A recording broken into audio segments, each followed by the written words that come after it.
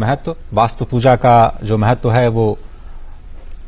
सनातन परंपरा का एक अभिन्न हिस्सा है और वास्तु को देव के रूप में हमारी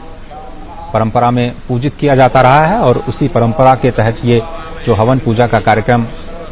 किसी भी भवन के निर्माण में जितने भी क्षति हुई है जीव जंतुओं की, उनकी आत्मा की शांति के लिए ये जो प्रार्थना और पूजा का कार्यक्रम है वो पारंपरिक तौर पर किया जाता रहा है और उसी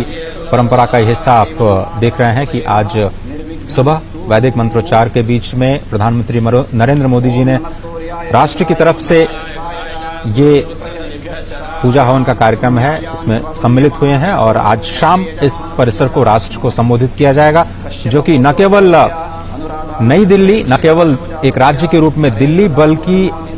भारत को एक अंतर्राष्ट्रीय स्तर पर एक वैश्विक कन्वेंशन और एग्जीबिशन सेंटर के रूप में स्थापित करने में एक बहुत बड़ी भूमिका अदा करता हुआ नजर आएगा।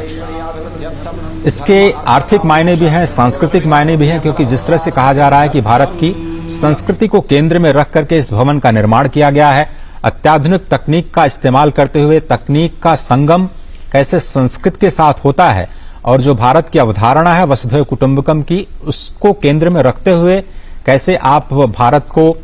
आर्थिक प्रगति के एक नए इंजन के तौर पर विकसित करने की दिशा में आगे बढ़ते हैं। प्रगति से गति की जो पूरी अवधारणा है उसको कैसे आप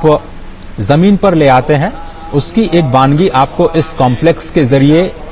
स्पष्ट रूप से देखने को मिल सकती है, जिसको अत्याधुनिक अति सुरक्षित परिसर के रूप में स्थापित किया गया है। और अगर देखें तो गति और प्रगति के ध्येय वाक्य को लेकर राष्ट्र निर्माण में जुटे हुए, राष्ट्र के संकल्पना को, जगत गुरु की संकल्पना को साकार करने के महासंकल्प को की साधना करते हुए प्रधानमंत्री नरेंद्र मोदी ने आईटीपीओ कॉम्प्लेक्स के नए आईईसीसी परिसर में उन्होंने पूजा अर्चना